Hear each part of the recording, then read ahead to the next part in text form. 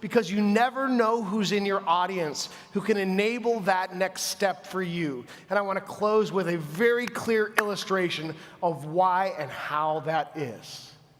15 years ago, I was in Nashville, had just finished a speech. I was at the airport on my way home, excited to get back home for dinner.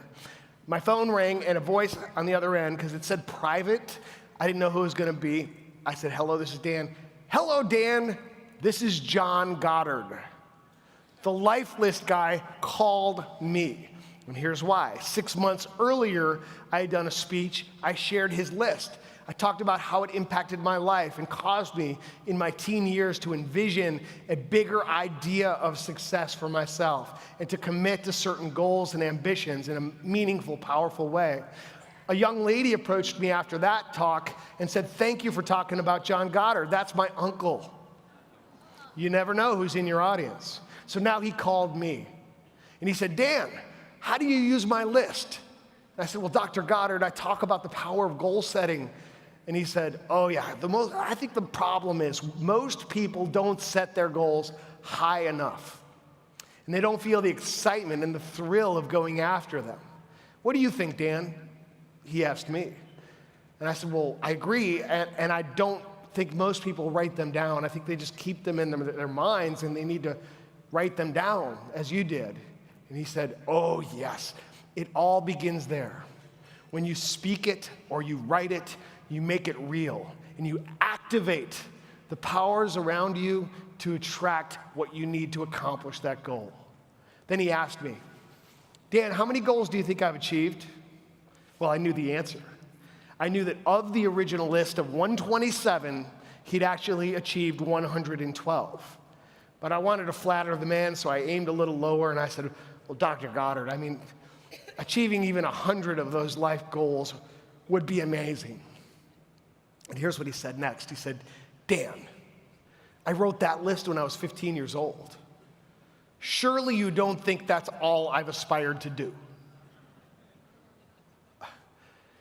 He then told me his list was now over 600 goals. Of those, he had achieved 520.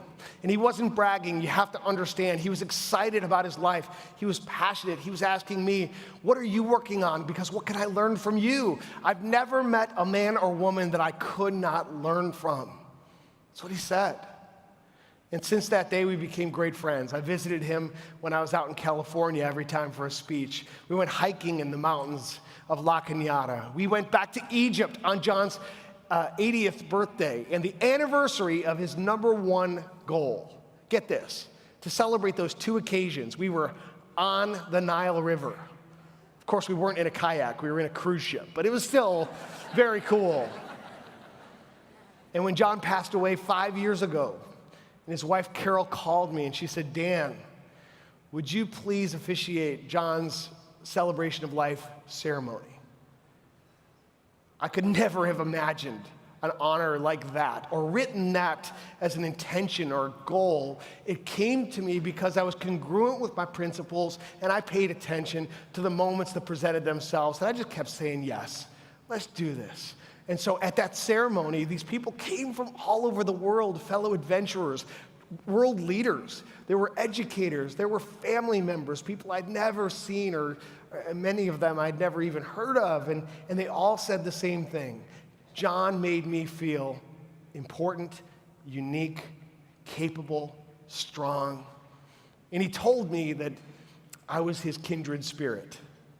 See, I thought he just said that to me. But he said that to everyone.